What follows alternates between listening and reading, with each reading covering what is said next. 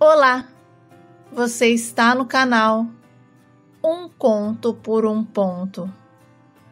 Eu te convido a curtir, a comentar, a compartilhar e se inscrever no nosso canal. Tudo começou antes mesmo de eu e o meu irmão Ricardinho nascer. Olha, o meu pai e a minha avó não se davam bem desde o início do namoro dele com a minha mãe. Não sei ao certo o motivo, mas parece que ela nunca aceitou o meu pai. Olha, ele era simples, com pouco estudo e a minha avó achava que a minha mãe merecia coisa melhor. E por isso ela implicava com ele, xingava, fazia questão de dificultar as coisas sempre que podia. Mas o papai não era do tipo que desistia. Ele dizia que a minha mãe era o amor da vida dele e por ela ele enfrentaria qualquer coisa, até mesmo o desprezo da vovó. E foi o que ele fez, viu? Mesmo com todos os obstáculos, eles se casaram. E a minha avó, vendo que não tinha como impedir, engoliu o casamento deles e se esforçou para a família não rachar. Olha, mas poucos meses de casados, o meu pai perdeu o emprego e a minha avó, que já não ia muito com a cara dele, aproveitou para dizer que ele não era homem suficiente para sustentar uma família. E a mamãe ouvindo aquilo comprou a briga e as duas pararam de se falar. Mas o desemprego dele durou poucos meses e logo o papai conseguiu um emprego em uma boa empresa. E sabe, a minha mãe e a minha avó, que haviam ficado um tempo sem se falar, começaram a se reaproximar quando ela engravidou de mim. Disseram que eu fui o motivo para que aquelas duas teimosas colocarem as diferenças de lado. E a minha avó parou de xingar o meu pai, de tratá-lo mal, e como a vida tem os seus altos e baixos, essa calmaria não durou muito tempo. Quando eu tinha uns 8 anos, a minha mãe ficou muito doente. Foi algo sério, sabe? Que deixou todo mundo abalado. De repente, a minha avó começou a culpar o meu pai por a mamãe ter adoecido. E quando a minha mãe estava no hospital, a minha avó estava atazanando o meu pai em casa. E mesmo com tudo que ela fazia e falava, ele nunca contou para a mamãe. Olha, o meu irmão Ricardinho e eu não gostávamos nem um pouco quando ela aparecia lá em casa, porque era sempre a mesma coisa. Ela chegava dando ordens, mexendo nas coisas do papai e fazendo comentários que deixavam o ambiente pesado.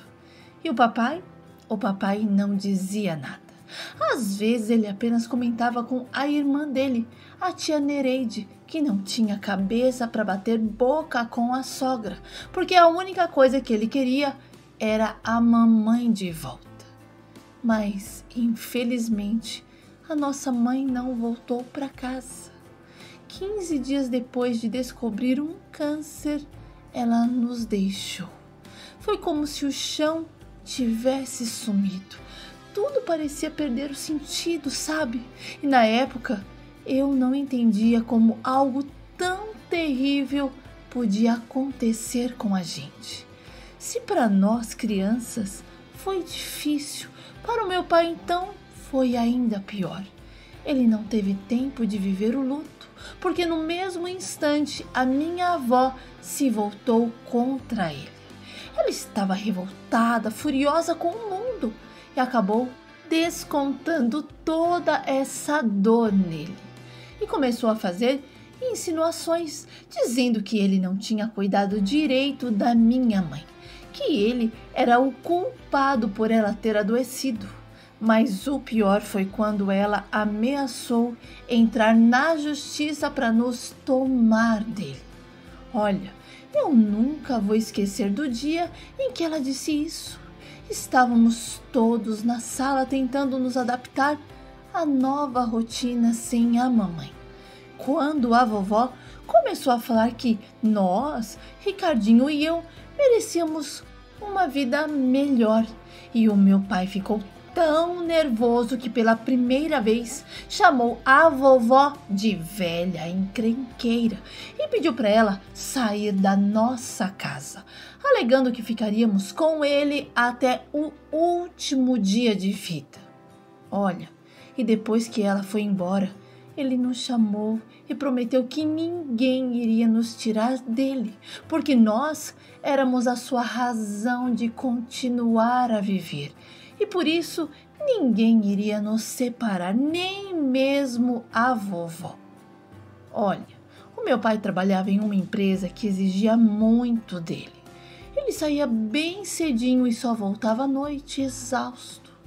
Às vezes, nem mesmo a noite era tranquila, porque a empresa ligava pedindo ajuda urgente. Era alguma máquina quebrada, produção parada e milhões sendo perdidos. E ele dizia que, por mais cansativo que fosse, aquele trabalho era a nossa segurança e ele não podia se dar ao luxo de falhar. E foi por causa dessa rotina puxada que ele decidiu contratar alguém para cuidar de nós em casa. Ele conhecia o pai da Salete e, de tanto ele dizer que ela era responsável, o papai a contratou. Olha, além de cuidar de nós na parte da tarde, ela também vinha sempre que ele precisava. Só que a vovó, como sempre, encontrou uma maneira de transformar isso em um problema. A minha avó não se contentou só em espalhar boatos. Ela foi longe demais, dizendo que o papai não tinha nem esperado o corpo da mamãe esfriar para colocar uma outra mulher dentro de casa. E aquelas palavras doeram, mais doeram na alma do meu pai. E por isso ele dispensou a Salete para evitar ainda mais problemas. E ele foi até a casa do amigo e explicou a situação, fez o pagamento da moça e depois disso ela nunca mais veio ficar com a gente. E assim que começou a nova rotina, depois das aulas, o Ricardinho e eu íamos direto para casa e ficávamos esperando o papai chegar do trabalho. E ele nos fazia prometer que não mexeríamos em nada perigoso, especialmente o fogão, o fósforo. Olha, ele morria de medo da gente colocar fogo na casa e se machucar. No começo, até que funcionou. A gente fazia o possível para seguir as regras, mas um dia a fome falou mais alto e eu decidi fritar um ovo para comer no pão. Eu pensei que seria uma boa ideia para matar a fome. E então eu fui até a cozinha, mesmo com o Ricardinho dizendo que não podíamos mexer no fogão. Lá eu peguei uma frigideira, coloquei em cima do fogão, só que não sei o que aconteceu. A frigideira começou a pegar fogo. E eu, desesperada, comecei a gritar porque a chama tinha subido de uma forma assim tão alta que corremos para o quintal chorando de medo. E a nossa vizinha, a dona Teresa, ouviu os gritos e veio correndo. Ela entrou, apagou o fogo e, enquanto eu ainda chorava, ela perguntou se eu sabia o telefone da empresa do meu pai. E foi então que eu peguei a agenda que estava na estante e mostrei para ela. E a dona Teresa ligou várias vezes, mas ninguém atendeu. E sem conseguir o contato, ela decidiu ligar para o outro número, o da minha avó, e explicou tudo o que havia acontecido. E a minha avó chegou rapidamente e nos levou para a casa dela. E quando meu pai chegou em casa e foi informado pela vizinha que a minha avó tinha nos levado com ela, ele imediatamente foi até lá. Mas a vovó não abriu o portão para ele e ainda soltou os cachorros que criava, impossibilitando a entrada do papai. Olha, os dois discutiram muito, mas o meu pai não teve o que fazer. Todas as tentativas dele de resolver a situação foram em vão, porque a minha avó aproveitou para colocar todos os familiares contra ele. E começou a espalhar mentiras, sabe? Dizendo que ele saía com outras mulheres e que nos deixava sozinhos em casa sem pensar no perigo. E essas fofocas espalharam rápidos. E aos poucos toda a família passou a olhar o meu pai de uma forma diferente, como se ele fosse o culpado de tudo. Olha, até o meu tio Vadinho, que era o melhor amigo do papai, foi influenciado pela vovó. E os dois chegaram até a se estranhar. E essa situação se arrastou, por meses. E ele ficou isolado, enfrentando as críticas tanto da parte da minha avó quanto dos outros familiares, que em vez de apoiar, se afastavam dele. Olha, a pressão era imensa. E o pai da Salete, a moça que cuidava de nós, sugeriu que o meu pai contratasse um advogado para resolver de uma vez todas aquelas situações. E ele estava farto de ver o meu pai sendo tratado de uma maneira tão injusta, principalmente por alguém que deveria estar ao lado dele. Afinal, ele era o responsável por todos nós, e foi isso que o meu pai fez. Ele contratou um advogado para ajudá-lo a resolver a situação. Ele estava determinado a provar que era capaz de cuidar de nós, sem a necessidade de interferência da minha avó. Ele reuniu documentos e até fez depoimento de pessoas que sabiam da sua dedicação como pai. E mesmo com todas as dificuldades, ele não desistiu. O papai sabia que não seria fácil, porque a minha avó era uma mulher de nome e de posses, e isso dava a ela um poder considerável. Legalmente, ele tinha o direito sobre nós, mas também sabia que precisava de provas e de uma estratégia bem planejada, porque a minha avó usava todos os recursos que tinha para manter o controle da situação. Mas o meu pai não ia permitir que a justiça fosse ignorada só por causa de um nome ou de poder. E a briga entre os dois levou um bom tempo. E por mais que o meu pai quisesse estar conosco, ele não podia entrar na casa para nos ver. E mesmo assim, ele não desistiu de nós. Ficava do lado de fora da chácara, na cerca, esperando que pudéssemos correr até ele. E eu e o Ricardinho, sempre que podíamos, fugíamos discretamente até a cerca, onde ele estava esperando. E ele esticava a mão para nós, ali do outro lado da cerca mesmo, e nos pedia para não acreditarmos no que a vovó dizia, porque tudo o que ele mais amava no mundo era a gente. E o pior era que a vovó, quando ela via o meu pai ali, ela ficava furiosa, ligava a mangueira e começava até a jogar água, tentando nos afastar de nós. Soltava os cachorros que iam até furiosamente em direção dele.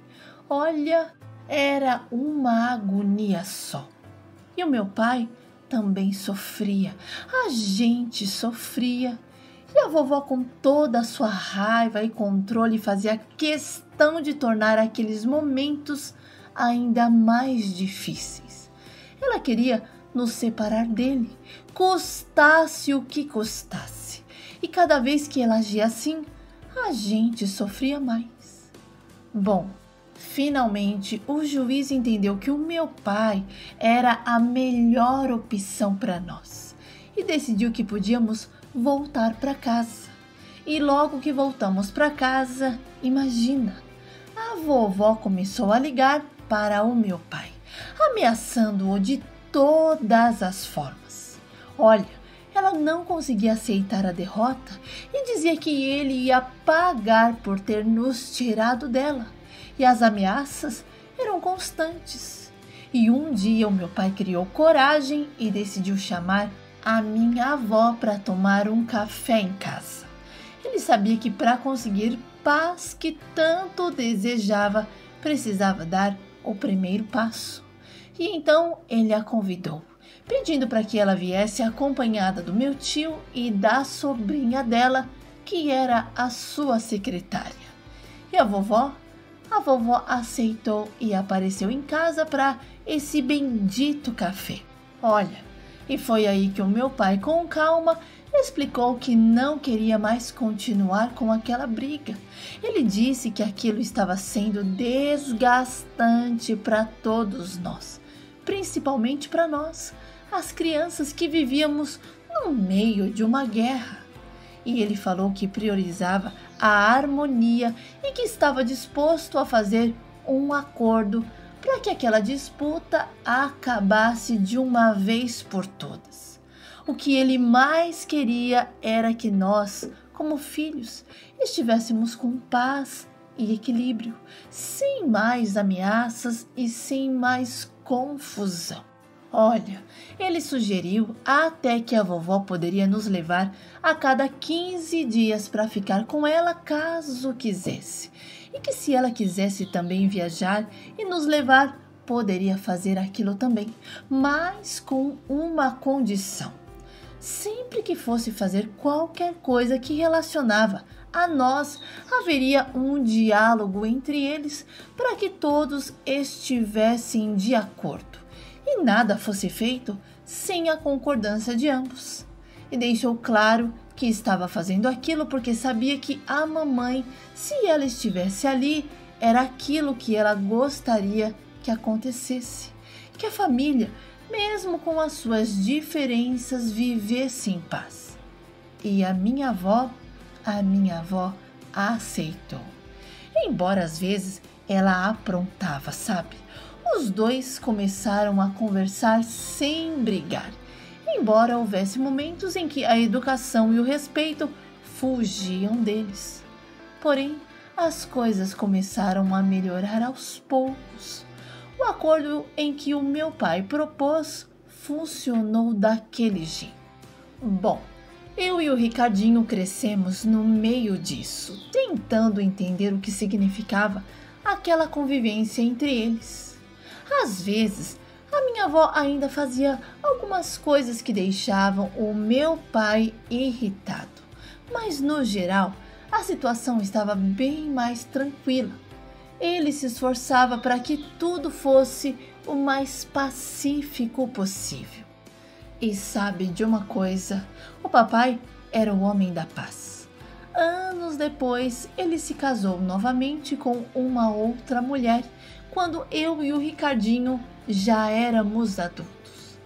Ele encontrou, enfim, uma nova chance de ser feliz e a gente aprendeu a aceitar. Enquanto isso, a saúde da minha avó foi piorando. Ela foi diagnosticada com Alzheimer e o quadro foi ficando mais complicado com o tempo.